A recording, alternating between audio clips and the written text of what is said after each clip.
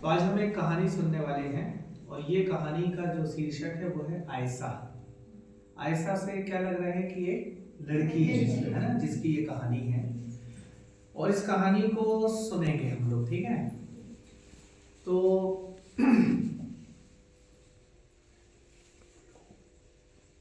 सुल्तान का महल सफेद है, चमचमाता सफेद। उसके गुंबद दोपहर की धूप में झिलमिला रहे हैं। महल को घेरे हुए एक मोटी दीवार है। द्वार के सामने दो सिपाही खड़े हैं। एक आदमी उनकी ओर आता है। वह कुछ पूछता है और उनके हाथ में देता है, पर सिपाही उसे भगा देते हैं। आयशा देखती है कि किस तरह से सिपाही उसे धुतकारते हैं, जैसे वह कोई कुत्ता हो। आयशा का रहा सहा साहस भी गायब हो जाता है। ऐसा लगता है कि उसे महल में कभी जाने नहीं दिया जाएगा। वह सुल्तान से कभी बात नहीं कर पाएगी। आयशा एक दीवार का सहारा लिए उसकी छांव में बैठी है। वह अपने नंगे पैरों को मलती है। रेगिस्तान की धूल से वे काले पड़ गए हैं। उन पर खरोंचे आई हैं, कांटों से, सूखी जड़ों से और पहाड़ी रास्तों के नुकीले पत्थरों से। कितने दिनों से वह सफर कर रही है, शायद 5 या 6 दिन भी हो सकते हैं। वह पानी और खाना साथ लेकर चली थी। अब सब खत्म हो चुका है, कल से ही। इतने दिनों का सफर व्यर्थ हो गया। नहीं, वह खुद से कहती है, ऐसा नहीं हो सकता। उसका संदेश बहुत जरूरी है। वह हार नहीं मान सकती जब वह अपने लक्ष्य के इतने करीब है। महल की दीवार के एक ओर से दरवाजा खुलता है। एक आदमी बाहर आता है। यह जरूर सुल्तान का नौकर होगा, आयशा सोचती है। सुल्तान के लिए कितने आदमी काम करते होंगे, दर्जनों, 100 से भी ज्यादा। शायद वह खुद भी नहीं जानते होंगे, और यह आदमी उनमें से एक है। शायद यह सुल्तान की दाढ़ी बनाता होगा, या फिर कबूतरों को दाने डालता होगा, या अस्तबल में काम करता होगा, या रसोई में सहायक होगा। उसे कोशिश करनी चाहिए। वह उठकर उस आदमी की ओर चल देती है। वह आदमी उसे आश्चर्य से देखता है। वह आयशा का सवाल दोहराता है, क्या सुल्तान घर पर हैं? तुम क्यों जानना चाहती हो? मुझे उनसे बात करनी है, आयशा कहती है। मैं बहुत दिनों से सफर कर रही हूं। केवल वे ही मेरी मदद कर सकते हैं। तुम गलत वक्त पर आई हो, उस आदमी ने कहा। आलम पनाह अभी अभी महल से गए हैं, और ऐसा किसने कहा कि तुम जैसी मामूली लड़की के लिए उनके पास वक्त है? उन्हें बहुत सारी ज्यादा जरूरी चीजों की चिंताएं हैं। आयशा अपने पैरों को देखती है। आप कहते हैं तो? रास्ते में लोग मुझे सावधान कर रहे थे। मत जाओ, वे बोले। लौट जाओ, अपना वक्त बर्बाद कर रही हो। नामुमकिन चीज की उम्मीद कर रही हो।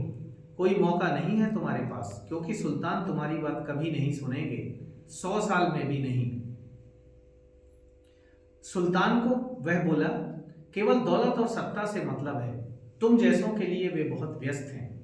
वे व्यस्त हैं अपनी सेना के अफसरों के साथ, जिन्हें खाली बैठना पसंद नहीं है। अपने सलाहकारों के साथ, जो अच्छी तरह से जानते हैं कि वे क्या सुनना चाहते हैं। अपने सुंदर रेस के घोड़ों के साथ वे दिन रात काम करते हैं। उन्हें देश चलाना है, उन्हें जंग पर जाना है, कितना कुछ करना होता है उन्हें। उनके देशवासी, हाँ, वे भी मेहनत करते हैं, लेकिन वे गरीब ही रहते हैं। उनकी गुलामी की वजह से केवल एक अमीर होता है, जो सुल्तान है। उसके बदले में वे लोगों को भूखा रखते हैं, जबकि अपने मोरों को मोटे ताजे करवाते हैं। ऐसे ही चलता है इस देश में। मीलों दूर से आते हैं लोग उनके दरबार में। मशहूर गायक, गीतकार और कवि, सुल्तान उन्हें सुनते हैं। लेकिन जब लोग शिकायत करते हैं कि कुछ ठीक नहीं चल रहा, वे बहरे होने का नाटक करते हैं। वे सबसे महंगे कालीन बुनवाते हैं, खुद को सोने चांदी से घेरे रखते हैं, पर अपने देश की गरीबी की ओर वे ध्यान नहीं देते। हर सड़क के सभी कोनों पर भिखारी बैठे हैं। बीमार, कमजोर, बूढ़े, लंगड़े या अंधे, पैरों के बिना पुरुष, बेघर महिलाएं, बिना माँ बाप के बच्चे। सुल्तान को ये सब दिखाई नहीं देते। वे अपनी 100 बीवियों के साथ व्यस्त हैं। वे सब ऊब जाती हैं। वे सब उनका ध्यान अपनी ओर खींचती हैं। नहीं, मुझे नहीं लगता कि सुल्तान एक सुखी इंसान है। वह आदमी अपना सर हिलाता है। वो कहता है कि हो सकता है आयशा तुम सही हो। कौन कह सकता है कि यह उनकी खुद की गलती है? हो सकता है कि वे देखना चाहते हों, पर उन्हें कुछ नजर नहीं आता। सोने ने उन्हें अंधा बनाया है। हो सकता है कि वे सुनना चाहते हों, पर उन्हें कुछ सुनाई नहीं देता। जयकार से वे सन्न रह जाते हैं। उस आदमी की आवाज में अब गुस्सा कम है, कुछ दोस्ती का भाव भी है। आयशा देखती है कि उसका चेहरा अजीब सा है। आंखों के इर्द गिर्द झुर्रियां हैं, उसकी मूछ में सफेद बाल है। आओ, वह आदमी कहता है। धूप कड़ी है, छांव में बैठते हैं, इधर उस खजूर के पेड़ के नीचे बेंच पर।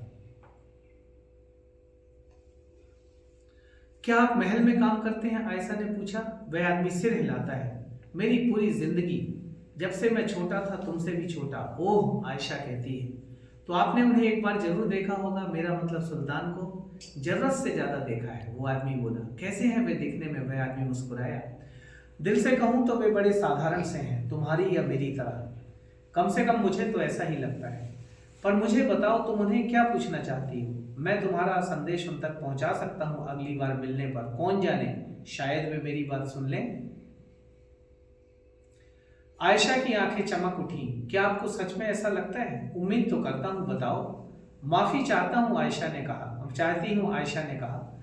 मैं आपकी मदद के लिए पैसे नहीं दूंगी। उस आदमी ने सिर हिलाकर मना किया।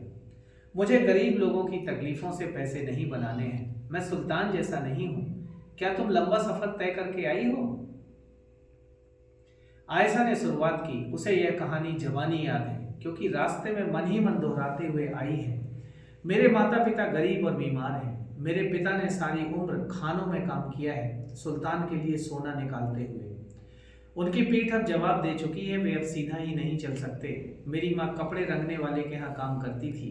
महंगे कपड़ों को वहाँ रंगा जाता है, सुल्तान के कालीनों के लिए, सुल्तान के कपड़ों के लिए, उनकी बीवियों के कपड़ों के लिए, उनके सब बच्चों के लिए और सारे शाही खानदान के लिए। उस रंग ने उसकी त्वचा को बहुत नुकसान पहुंचाया है। उसका गला और फेफड़े भी खराब हो चुके हैं। वह पूरा दिन खांसती रहती है और रात में भी। सिपाही मेरे सबसे बड़े भाई को ले गए, उसका नाम रशीद है। वह तगड़ा नौजवान था और हंसता रहता था। जब माँ और पिता बीमार थे, वह हमारे परिवार के लिए कमाता था। अब वह सुल्तान की सेना में लड़ाइयां लड़ता है, उत्तरी पहाड़ों के आदिवासियों के खिलाफ, या फिर और कहीं, हमें नहीं पता। 2 साल से हमें उसकी कोई खबर नहीं मिली। हम तो यह भी नहीं जानते कि वह जिंदा भी है या नहीं, या हम उसे फिर कभी देख पाएंगे या नहीं। मैं काम पर नहीं जा सकती, मुझे माता पिता की देखभाल करनी है। मैं उनका खाना पकाती हूँ, उनके कपड़े और चादरें धोती हूँ और घर की सफाई करती हूँ। उन्हें इस वक्त मेरी कमी महसूस नहीं हो रही होगी, क्योंकि मेरा सबसे छोटा भाई हाफिज उनके साथ है। दरअसल मैं उसी के लिए यहाँ आई हूँ। मैं उम्मीद लेकर आई हूँ कि सुल्तान उसे नौकरी देंगे। हाफिज ना कुछ बोलता है ना सुनता है, लेकिन वह घोड़ों से बातें कर सकता है। वह उन्हें ज्यादा अच्छी तरह समझता है, इंसानों से भी ज्यादा। जिद्दी से जिद्दी घोड़ा भी उसके हाथों की बात मानता है। कोई नहीं जानता कि वह कैसे कर पाता है, वह खुद भी नहीं।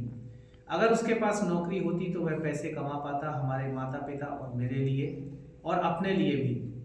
अगर वह पैसे बचा पाए तो कोई लड़की देखकर शादी कर पाएगा, वह खुश रह पाएगा, भले ही वह कभी कुछ ना बोले।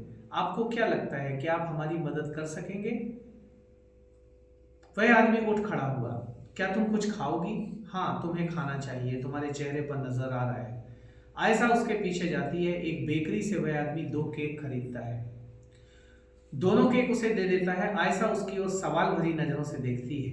वह आदमी हल्के से गर्दन हिलाता है। खाओ। वह शहद और बादाम चखती है। अच्छा है। आयशा गर्दन हिलाती है। अपना थैला मुझे दे दो, मैं दुकानदार से कहता हूं इसे भर दे, तुम्हारे घर तक के सफर के लिए। उस आदमी ने अपनी उंगली से एक अंगूठी निकाली। उसने वह आयशा के हाथ में थमाई। यह अंगूठी अपने भाई को देना, वह जब महल में आए इसे साथ जरूर लाए। मुझे नहीं लगता कि सुल्तान उसे वापस लौटा देंगे। राजा अपनी प्रजा से बढ़कर नहीं होता। देखो तूफान के वक्त क्या होता है। पुराना आंवले का पेड़ जमीन पर गिर जाता है, बिजली विशालकाय बाज के टुकड़े कर देती है, पर घास तूफान में केवल झुकती है। तूफान के बाद फिर उठ खड़ी होती है, जैसे कुछ हुआ ही ना हो। राजा, महाराजा, सुल्तान, इन सभी को उस घास को देखना चाहिए। आपको क्या लगता है? आयशा पूछती है। क्या सुल्तान अच्छे आदमी हैं? वह आदमी हंसकर उसकी ओर देखता है। मैं इस बात का फैसला नहीं कर सकता, केवल अल्लाह जानता है। सिर्फ वही सब जानता है जो लोग छिपाते हैं, दूसरों से, खुद से। वह सब देख सकता है जो लोग देखना नहीं चाहते। सुल्तान मेहनत करते हैं, हाँ करते हैं। दिन रात वे राजनीति में उलझे रहते हैं, विज्ञान में, कला में। उन्हें काफी कुछ पता है, पर उन्हें यह नहीं पता कि उनकी प्रजा के मन में क्या चल रहा है, लोग उनके बारे में क्या सोचते हैं, कैसे सब उनसे डरते और कोसते हैं। फिर उस ज्ञान का क्या फायदा? रास्तों पर साधारण कपड़ों में घूमने से उन्हें तकलीफ तो नहीं होगी, या लोगों की बातें सुनने में, यह सुनने में कि लोग उनके बारे में क्या सोचते हैं? नहीं, इससे उन्हें कोई तकलीफ नहीं होगी। शायद इससे वे जाग जाएं। आयशा ने अपना सिर झुकाया।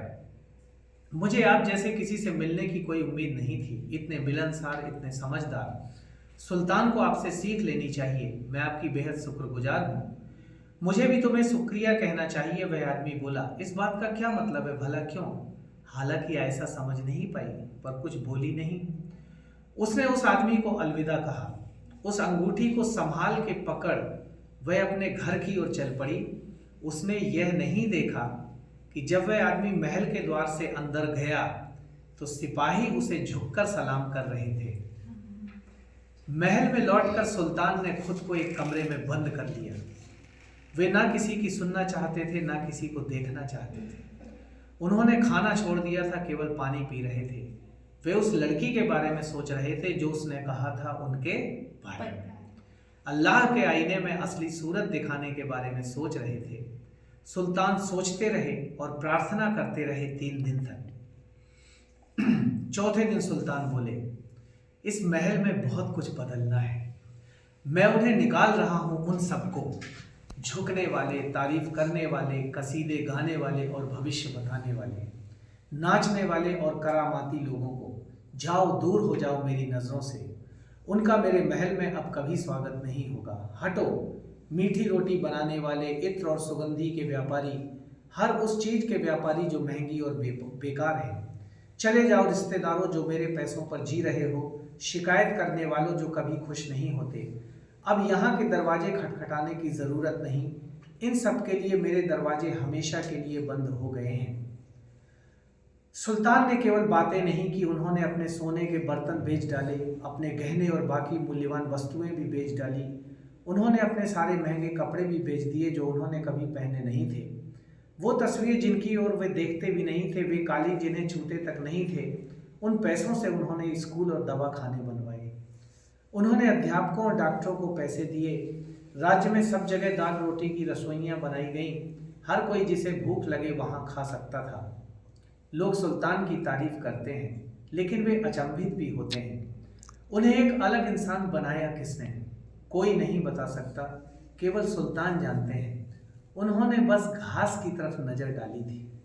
आयशा एक छोटी सी आम लड़की थी। उसे सुल्तान को बहुत कुछ बताना था, अपनी मुसीबतों के बारे में, राज्य में जो गलत चल रहा है उसके बारे में। यह कड़वी सच्ची बातें उन्हें बताने की हिम्मत कोई नहीं रखता। क्या आयशा ने वहां पहुंचकर ये काम किया? ये कहानी है सीधे सच्चेपन की, उम्मीदों की, अपने लोगों से प्यार करने वाले सुल्तान की। आयशा हमसे मिलने आई थी बेल्जियम से। वाह आयशा, वाह।